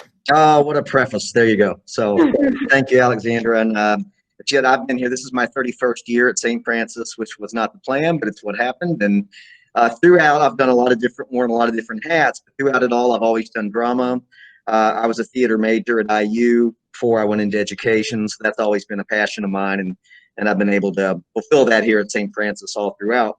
So first off, I'm sure you're aware, we have a brand new theater that was a long time coming. It is just beautiful. I don't know if you've seen it in person or seen it online, but it's state of the art. It was featured on WLKY last year when we opened it. The tech, the lights and the sound and what we can do with it is amazing. So the kids from the past come back now and feel very jealous, but we have this wonderful theater. And our program, it's for 5th through 8th graders. I'm speaking mostly about middle school, although we do have some lower school drama opportunities too, which are in 4th and 5th grade, which according to what I heard from you all, is kind of right in your area. But just to run down a list of shows we've done in the last 3 or 4 years, we do full-length shows. Last year for our first show in the new theater, we did Our Town by Thornton Wilder, which was the first show I ever directed, so I wanted to bring it back, and that went over really well. We do a musical every other year in the spring. So the last one was The Sound of Music, where we had the little Von Trapp kids all the way up to the adults, and we did that. We've done The Odd Couple. We did a modern comedy nobody had ever heard of called You Can't Beat the House. We do Shakespeare every 4 years. We did A Midsummer Night's Dream last time. We did a very somber Anne Frank and Me about 2 to 3 years ago. And the musical Anything Goes a few years before that. So you can see we do pretty ambitious products. We have a lot of kids that get involved in drama. And sometimes kids don't think they're going to get involved in drama, but often I seek them out, especially new students, and ask them to. And it's amazing how many times once kids get a taste of it, they fall in love with it like I did way back when, and continue to do it. So it's very much an ensemble sort of family feel. The kids learn to go through the audition process. Rehearsals are, the kids run the tech, they run the lights, they run the sound, they are my assistants. They collaborate during rehearsals and suggest ideas. So it's very much about the process. We don't worry about, as sports is a no-cut policy, we try as hard as we can to do that in drama, and often we can do that.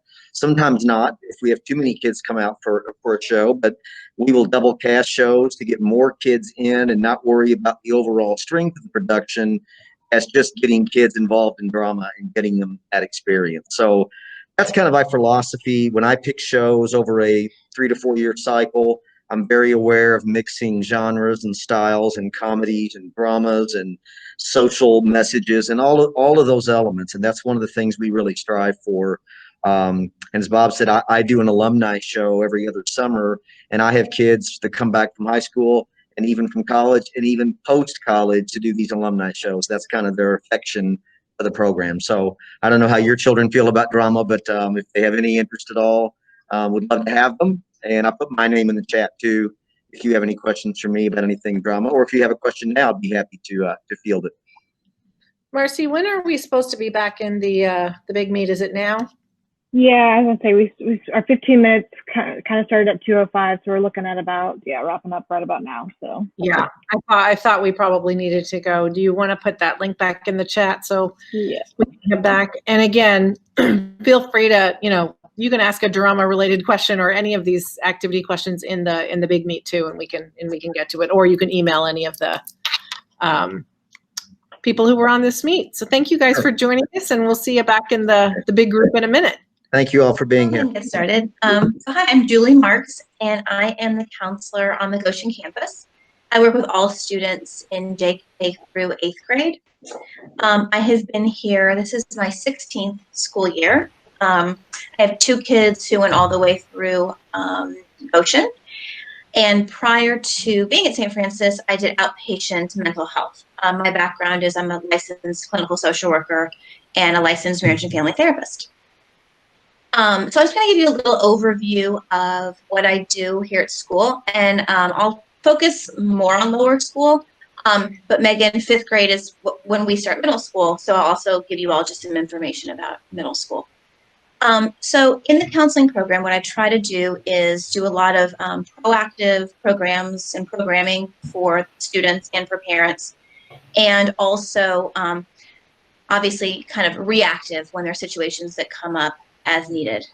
So for lower school students, one thing that I do, and that you probably heard in the lower school divisional conversation, was I help write the lead time activities. Was that something that they mentioned, sort of what lead time looks like? Oh, well, okay. I'll tell you about it. So lead time is basically what we call, it's what other schools call homeroom. It's a time where students have a classroom they report to each morning, and it's lead time in lower school, and then we call it advisory in middle school. But they have a leader and advisor. They're there every morning, except the one morning they have the morning meeting. And it's a time for kids to get to build community, connect. They talk, of course, about kind of check-in after school activities. But it's a time that teachers use. It's usually about 20 minutes in the morning to kind of have a whole host of conversations with kids, kind of often in the social emotional realm. Sometimes they do some academic things or talk about things as a classroom community. But we use a lot of things from a program called the We Thinkers, which is a social thinking program, it's called. And the whole premise, it was written by an occupational therapist, and the whole premise is how to help children from a young age learn the social emotional skills they need to be able to interact and have good peer relationships and relationships with other people. So it starts out helping kids understand that we are all working together, and we all think and feel things about other people, because very young children, it's all about themselves, right? And they don't really have a lot of awareness of how what I do impacts the people around me, because they don't really know or care at that point.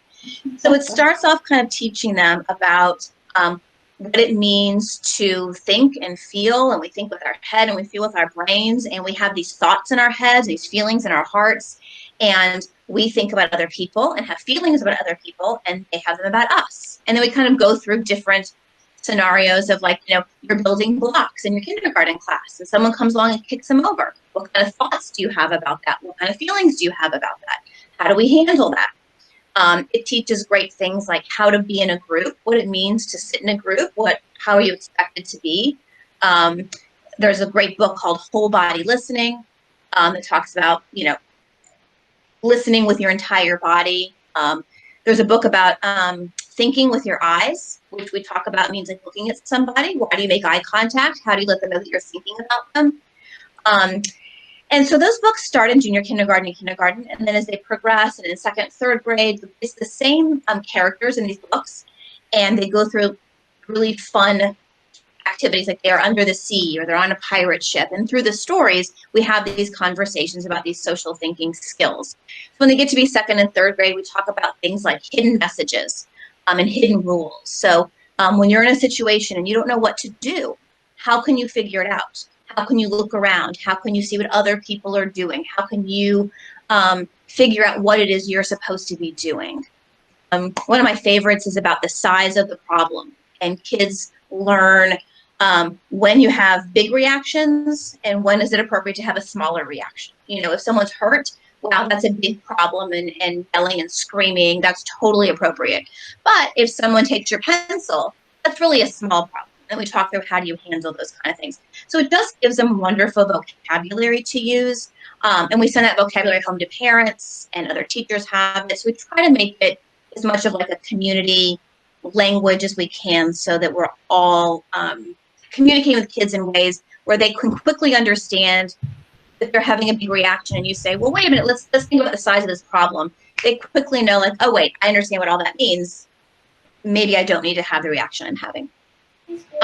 So again, those are lead time type activities. A lot of that is done by the lead teacher. Sometimes I come in and either do extra lessons around those activities and those books, or I help the teacher lead them. In kindergarten, we also do a program called Rainbow Kids, and that's a conflict resolution program, which is a wonderful story where the kids in the class actually become the characters in the book. And so we read about the situations the Rainbow Kids are in and how they handle them. And it gives them, again, more vocabulary about how do we manage and handle conflict with peers. In middle school, I helped lead. Did they talk about, Megan? I'm sorry. No, you're fine. You're fine. I don't know if you went to the middle school conversation or if you stayed with lower school. But in middle school, we have something called projects. And that's on Wednesdays now. And kids get to pick a really cool activity. It's led by different teachers. And it's like an hour on Wednesdays. And I teach a project session where each grade, middle school grade, rotates through. And it's myself and it's Christine Brinkman, who's our garden coordinator. And then our DI coordinator and librarian, Lindsay Serrano. So I take 3 or 4 sessions and I talk about developmentally appropriate topics for 5th through 8th, starting with like body image and gender roles and consent. And so each grade will cycle through and get that class. And then they also get nutrition with Miss Brinkman and DI topics with Miss Serrano. As I was saying, lower school does lead, middle school does advisory. So I help write those lessons as well. And advisory activities cover, again, community building and all the kind of social emotional components that we ideally want middle school kids to know about, talk about, have a safe place to be able to process their feelings. I'm also available outside of like the planning and then the classroom activities that I do for kids who need either just kind of a one-on-one time to talk, not necessarily like ongoing counseling, but just either they need to check in with somebody, or for some kids who have someone outside of school that they talk with, I can communicate with that person and then just also be a place to offer kind of support and guidance for kids. Sometimes parents will ask me to reach out if, sometimes if it's just a hard morning or something's happened in the family, moms or dads might call and just say, can you check in with my child just to make sure they're doing okay? So I'm always available for those things and for parents as well. There's also some great, we call it our Thoughtful series, some parent presentations that sometimes I lead, or we bring in great facilitators from the community, or might watch webinars together that cover topics, like anxiety, or during this crazy time we've been living through, kind of pandemic parenting, just topics for parents that are really relevant to what's going on. And that's like in a nutshell, the counseling program at St. Francis. And good afternoon. I'm Claudia McCrocklin. I am the director of the Learning Center, and I have a degree in special education and a master's in education with a specialty in reading. I'm also co-founder and co-director of Langsford Learning Center. So I joined St. Francis 9 years ago when St. Francis asked Langsford to partner with them to put a learning center in the school. And I'm also a past St. Francis parent. My son came to Goshen in 7th grade, and both my kids graduated from the high school. So the goal of the Learning Center really is to provide any kind of support that a student might need to be successful in the classroom if those needs really just aren't able to be met in the classroom. And the thing that is, I think, very unique about St. Francis is that because the class size is so small, the teachers are really able to differentiate for kids and what they need, and a lot of needs are met in the classroom without needing supplemental support.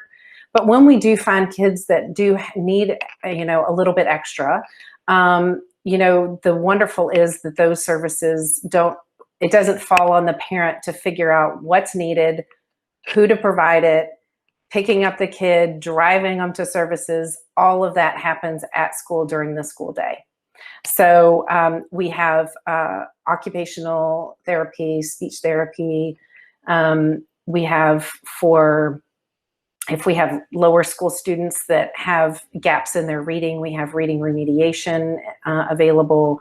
At the more older, a little older, middle school level, we have academic support for those kids that have weakness in their executive function skills like organization and time management. We have content tutoring for, subjects like math. And then after school, we provide homework call, which is, supervised time that actually our wonderful librarian manages the kids after school, and really making sure that the kids that are at the middle school age, if they're staying after school, that's really productive time, that they get their work done. It's not just like daycare where they're just playing and then they get home at 5 or 5:30 and then you have to sit down with them and figure out how to get their homework done. So really academically focused for the middle school level after school homework. And of course, the lower school, it's still enrichment after school. It should be playtime. There isn't homework in the lower school, so you don't have to worry about doing that. And then any students that come to St. Francis that have outside testing, that have any kind of diagnosed learning difference, we put together an accommodation plan, which is just a formal document similar to a 504 in the public schools, so that students or the teachers have clear understanding of what kinds of accommodations or support a student might need, that they can be sure to put into place and implement for that student. And so the accommodation plans can be for students with some kind of academic weakness, like dyslexia or something like that. For students who it's more like behavioral social, for kids that have like ADHD or anxiety or those kinds of things. And then for those students who are diagnosed as gifted that need, some special accommodations and attention as much as a student with a learning difference, where they really struggle. And so that is a document that is updated on a regular basis whenever we have new information, as teachers learn more about what works with a student or it grows with the student. So what a lower school student needs in terms of those accommodations is obviously going to change a little bit as they grow and develop. And so that is something that, we just try to make sure is a living document, so that everybody working with that child is going to be as successful as possible, because they have all that information about what's going to help that student. And all of the great thing about the services that are provided at school, in addition to taking all of that weight off of you as a parent of figuring all of that out, is that there's also a tremendous benefit of the collaboration between the people working with the student in the school and the teachers. So if a student is getting speech, when they go to get the student from the classroom or bring them back after their speech, then there's collaboration with the teacher, letting them know what they're working on and what kinds of things. Or if it's math content tutoring, they can collaborate with the math teacher. They know what the curriculum is. So the people providing those services are all carefully vetted. And so they're set people that's consistent, and there's continuity throughout the school year. And then in terms of, I meant to say with the accommodation plans, for any of those kiddos that have any of those behavior or social needs in terms of the accommodation, the Learning Center works closely with the counseling office, Julie, to make sure that those are all, relevant and as informed as possible. So that's the Learning Center in a nutshell. Any questions? I don't know where we are with time. Melanie? We do need to wrap it up. If you have any questions, or if Julie and Claudia, you want to put your email address in the chat right quick. Absolutely. And all of these, the breakout sessions that you weren't able to join will be available. They'll be emailed to you a little later today or tomorrow. And this is also the link to the main room where I think they'll be finishing up. Well, we'll go ahead and get started. I'll just introduce myself briefly for our guests.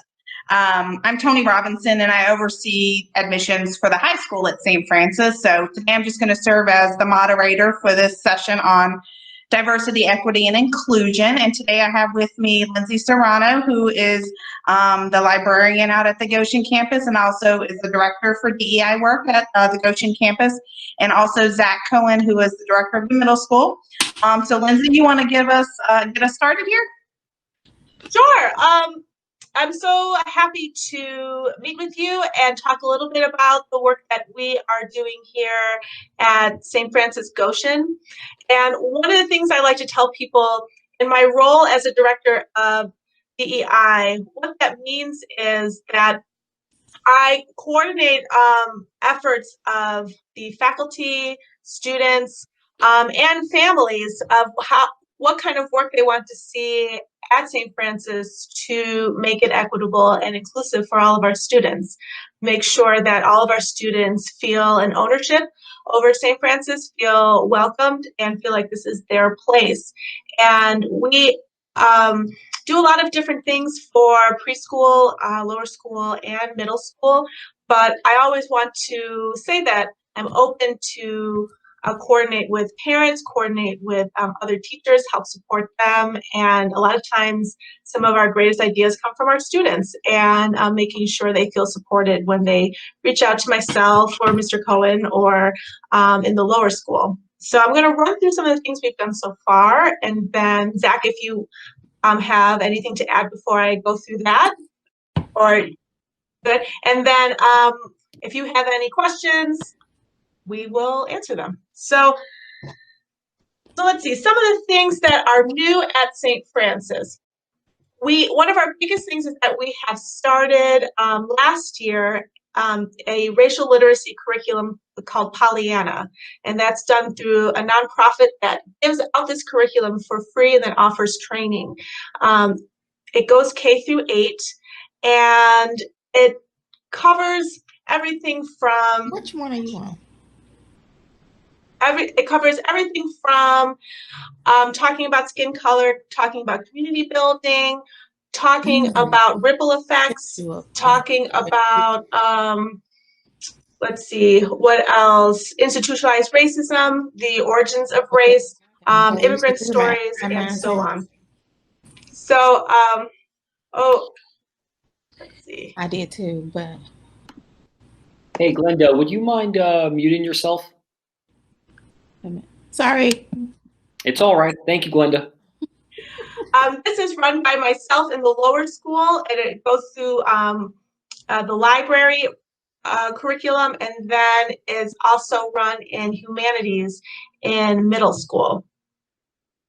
We also have parent involvement, like in preschool, the parents are doing a podcast club where we are listening to podcasts together that deal with diversity, equity, inclusion, specifically early childhood development and their understanding of race and how to talk to young children about race. And so parents are starting a group this winter to talk about different podcast clubs. So there's lots of opportunity for family involvement as well as for teachers and students. We have a program in the lower school called Compassionate Conversations, and that combines diversity, equity, and inclusion work with social emotional learning. So it starts with learning how to have conversations with your classmates and learning how to be supportive community members and community building. And then as the year goes on, we start to have more open discussions about race and gender, religion, ability, and really when things come up in the classroom, we can use that lead time to have a compassionate conversation. There are two big programs that are happening in middle school. One is a DEI advisory program. So during advisory twice a year, the middle school works with me, and I give presentations that talk about issues in diversity, equity, and inclusion. Some things that we have started to talk about in middle school have been implicit bias, microaggressions, overt and covert racism, LGBTQIA+ plus definitions and giving opportunity for students to ask questions. From that program, the questions that students have and their interests and what they want to talk more about and learn more about gets put together in a course called Wyvern Wellness. And this happens one quarter. Each grade in middle school has a class that lasts for one quarter. Right now we are doing this class with the 8th grade, and this class combines DEI with me, with healthy choices with our counselor Julie Marks, and also health and nutrition with Christine Brinkman, who runs our garden program and also teaches science. And this has been a really great course that we started this year and have gotten a lot of positive feedback from our students. There are faculty education groups, including another podcast club, because we found that podcasts, especially as we're driving up to Goshen, is a great way to start learning about these new topics. And our teachers are lifelong learners, just like our students. And then we have student groups. The BSA is the Black Student Association. QSA is the Queer Student Association. We also have Culture Club and Jewish Affinity Group that's starting this month, and which we are very excited about. And a lot of these student groups were actually started because of the desire of faculty and students to join and have some time together. So these groups are running at St. Francis Goshen, and almost all of them carry on to the high school as well. And then we're also starting to form partnerships with outside groups. So one that we are working on for this quarter and starting next quarter is with a group called the Black Men Equity Network, which is a group of Black men who have or are getting their PhDs, who are interested in doing wellness activities and mentorship and hopefully some courses with our students, and we're starting to build that now. So a lot of these programs have started because of the interest and support of teachers and family members and students. And so the best part of this job that I have is being able to take people's ideas and bring them to life at St. Francis. And if you have any questions for me, that's what I'm here for. Zach, anything you want to add? First of all, you're amazing. I want us all to appreciate that this isn't just what exists at St. Francis. Let's make sure that we're reading closely here. It's what's new at St. Francis. I mean, we're talking about ultimately since March, Lindsay has done all of this work in partnership, yes, but ultimately Lindsay has done all of this work. So Lindsay, it is with a ton of gratitude that I say thank you, really. It's amazing. Now, one thing, yeah, absolutely. And one thing I might kind of piggyback onto here is like, whew, there is a lot here. There's a lot that we're doing, and also it's not enough. And so something that I want to share is that these programs are not tokenized to the point that they exist parallel to or outside of the existing curriculum. Something I would share, for example, is our 8th grade is currently involved in a year-long interdisciplinary unit around the book Stamp. We also have our music teacher, Bob Berkey, who works in the middle school and high school. And what he did was he actually decolonized his entire curriculum over the course of the summer. So he's no longer teaching music by white men. It's exclusively music by either people of color or members of the LGBT community. So I just want to share as well, like with all of this other amazing stuff that's happening that Lindsay has shared, that these aren't just things that are happening outside of our academic school day. They are very much integral and integrated into our learning each and every day. We have like 90 seconds for questions before we have to go back. Our apologies. But if you do have any questions, it's a small enough group. We'd love for you to unmute and introduce yourself and ask your question. So I think you are all at the lower school session. And is that for everybody's kindergarten? Is that correct? You're looking for kindergarten? Great. Okay. Wonderful.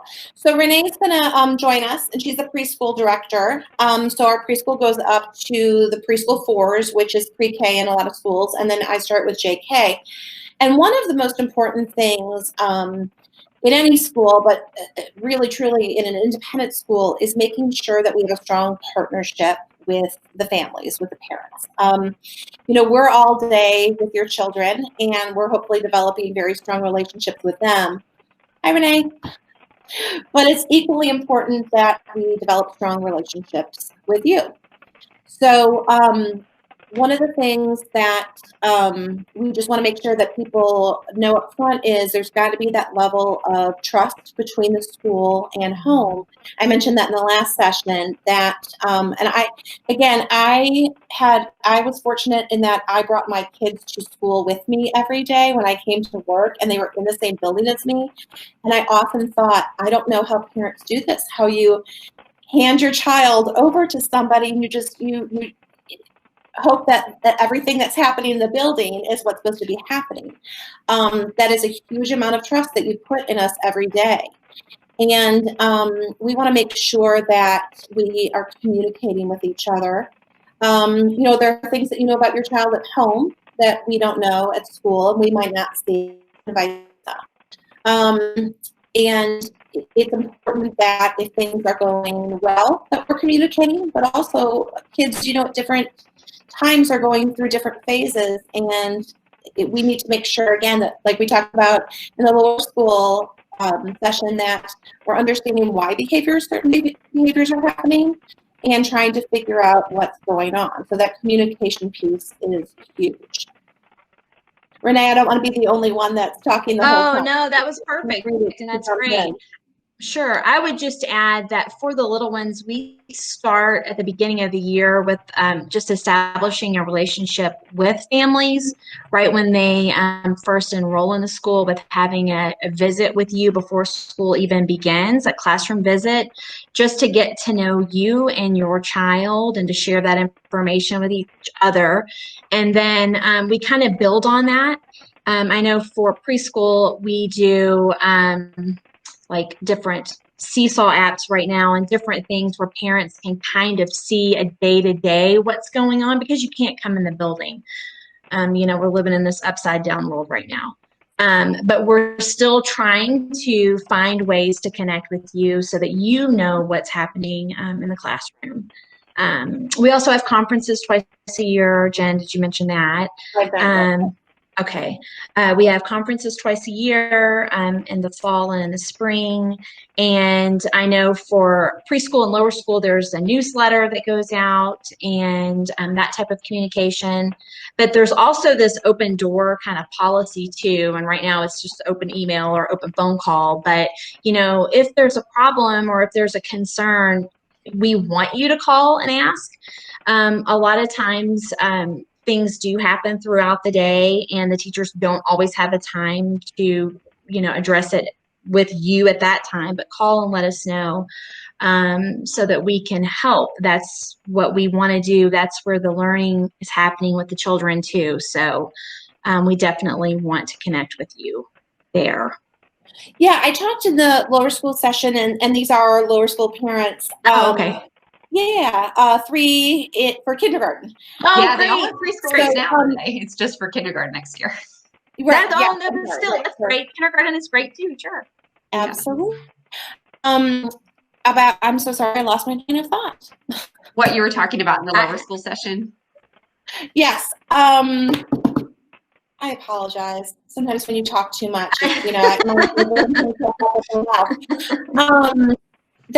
So the conferences Renee mentioned, and starting in junior kindergarten, we do 4 reports a year. So 4 times a year, you will get a written report on your child. Oh, I know what it was. It was about the social emotional piece. That's so important that your reports will not just be academic. You will get a narrative on your child for each subject area, and it's important that it's not just academics, but it's also, here's how your child works with other students. Here's how your child organizes their time and their supplies and themselves in the room. Here's how your child cooperates or listens, of course.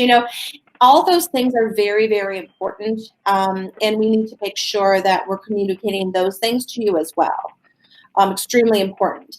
We do not have any grades in the lower school, which I am thankful for every day, because, you know, if you're a kindergarten teacher and you have a child who is just not ready in their development for reading, it's heartbreaking, because I have been in a public school where I had to grade my kindergartners on how well they're reading, and they're just not ready. It's like, you know, I always say that the developmental process is the same in kindergarten with reading and writing as it is when your kids are toddlers, and you can't make them speak or walk any earlier than they're ready to do. We certainly help them along with reading and writing, but it's pretty amazing as a teacher, because there is a point where it just all clicks and it happens when they're ready to. So it's really important that we are encouraging them all along that continuum and helping them develop. What questions do you all have about the kindergarten program or just about the school in general?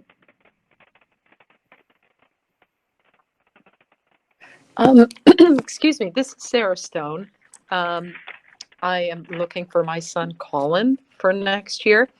And my question is about learning plans and accommodations. How does St. Francis handle that? Absolutely, yes. So we have a learning center here on campus. The director of the learning center is Claudia McCrocklin. Now, Claudia wears lots of different hats. She is the owner and co-director, co-owner and co-director of the Langsford Learning Acceleration Centers. But because she and her husband, Stephen, both believe so strongly in St. Francis, Stephen's an alum, they sent both their kids here. She also helped set up the Learning Center both here and on our high school campus. She oversees everything. She's kind of the umbrella of any type of services that kids need. She has a coordinator named Leslie Axel, who is here 3 days a week. Claudia's here 1 day a week. Leslie's here 3 days a week. And Leslie helps with a lot of the details, the planning, the testing. So we have something we call accommodation plans, which would be like an IEP in public schools. And Leslie writes the accommodation plans. It's an internal document. It does not go outside unless it's requested. But one of our accommodation plans could be for academic reasons, but it could also be for behavioral or social emotional. Some kids have had full psycho-ed evaluations. Some have had occupational therapy evaluations, speech evaluations. That all falls under the Learning Center. And Claudia and Leslie are they're just so great at taking the information, synthesizing it, and sending it to the teachers, because it's so important that as a teacher, we know what a student either has been diagnosed with or what their struggles are, where their strengths are. You know, we have kids that do have diagnoses and, you know, might be learning LD in several areas, but then we also have kids that are in the gifted range. Their IQs are super high. So it kind of runs the whole gamut. And the Learning Center also does have services for students that might need extra support. So we do have, we contract with APT, Associates in Pediatric Therapy, for both OT and speech. We also have Langsford teachers here specifically for reading difficulties who do the Langsford program on campus. But then we also have academic support, and we also have remediation. So there are staff members that work for St. Francis but work in the Learning Center. And one of the benefits of getting services here at school is that you don't have to take your child somewhere after school, after they've been at school all day. You don't have to pick them up and run them all over town and have them sit down and do another hour or two. You can do it here at school. It is an extra cost, but again, it's that convenience of for you, for the child, and then also the Learning Center staff communicates very, very well with the rest of the faculty here on campus. Thank Hopefully you, that Jen. answers your question. Sure. Great. Are there any, you guys all joined the session to learn more about how our administrators and how our faculty who teach your students partner with parents? I don't know if you have any specific questions on that, but certainly we have our lower school director here. If you have questions about anything lower school related, if you choose the lady to ask, go for it. Yes, I have a question. How often do you bring expertise in whatever your education part you're covering? When are you able to bring in expertise in that field to help bring someone from the outside world, whether it's a parent or someone you know, into that classroom? Does that happen, or Yes, most definitely. What's an example of that happening? Sure. In a non-COVID year, absolutely, all the time. Yes. In a COVID year, we have been doing it though, because we can do it like this in Google Meet. We are always looking for parents who have interesting skill sets or have a really neat career, grandparents. For example, we have a family who has 3 boys and they're all here. And we found out that the boy's grandfather was a meteorologist, but his passion was storm chasing. So he came in last year and did just a really fun presentation in science class talking about different storms and his experiences. The kids love that. I mean, whenever we can bring what we're learning at school to the real world, we absolutely are all for that. Do you want to talk about Odds Bodkins that's coming? Oh, sure. Odds Bodkins is so every year we have some type of artist in residence, and it's been everything from ballerina to oh my gosh, now I'm the group. Remember Trisha? Can you help me? Who did the you just cut out. Was the puppeteers? Squalus puppeteers. Squalus. Yeah. Mm-hmm. So one of our music teachers has just been a huge fan of Odds Bodkin, who is a master storyteller. And of course, he was supposed to come last March. So they do a big every year they do for like Christmas gifts, Art to Remember, where the kids each pick 2 pieces of artwork, and then the parents can buy the artwork for a keychain or a picture or a mouse pad to give as Christmas gifts. And all of the proceeds go towards our artist in residence. And then the fine arts department uses different area of the arts every year to highlight. So it's a little bit of extra money to be able to put on like a production. So they saved up for 2 years to have Odds Bodkin come, and he was supposed to be our artist in residence for a week last year, culminating in one of his presentations at the end of the week. And of course, COVID happened the week before he was supposed to come. So what we're doing instead is next week, a week from Wednesday. It is. He's going to do an hour-long Zoom presentation for the kids, where he's going to try to condense the presentation the best that he can for us. And then we're hoping to see him once he can travel and join us again to come and do, and what we've had the artists do in the past is do smaller workshop-style presentations with different grades, which is so fun. So yeah, we definitely— This year too, Walter, our 6th through 8th grade studio art teacher is an artist in residence, a visiting artist in residence for the year. And he's actually, I believe, Jen, it's a comic book artist, is his background, which is really cool. He published— He worked for Marvel for years. Yeah. I mean, the kids heard that and they were hooked. They immediately was like, what? And Yeah. he can sketch superheroes like nobody's business. So yeah, pretty cool. Very cool. And I feel like we've just rushed through session after session, but I know it's probably time for us to go back to the main room where we're going to wrap up. But certainly, if there are more pressing questions, you're much more likely to be, answered here with Jen than heading back to the room where we'll be wrapping up. So if there are more questions and Jen can stay on, that's totally fine. Otherwise, we'll head back to the main room in just a moment. Okay, great. Thanks everybody.